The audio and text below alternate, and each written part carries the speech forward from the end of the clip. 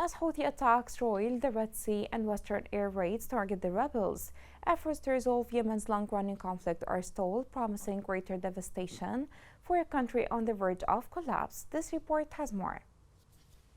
The Houthis' attacks on shipping vessels in the Red Sea and the subsequent responses overshadow the progress made in 2023 for peace in Yemen. After months of bilateral talks between the Houthis and Saudi Arabia to end the conflict that started 8 years ago, a peace agreement seemed to be within reach. On December 23, 2023, the United Nations Special Envoy for Yemen, Hans Grunberg, announced that representatives of the Houthi movement and the government committed to a set of measures to implement a nationwide ceasefire. Among other provisions, the UN roadmap included the payment of public sector salaries, a resumption of oil exports, the opening of roads and ties in other provinces, and an end to restrictions on air and seaports in Houthi-controlled areas. But Houthi attacks on Red Sea shipping, as well as American and British retaliation, have thrown the peace process up in the air. The Houthis, who say they are acting in solidarity with the Palestinians in Gaza, have launched dozens of attacks on ships in the vital maritime route since November. Washington reclassified the Houthis as a terror group in mid-January,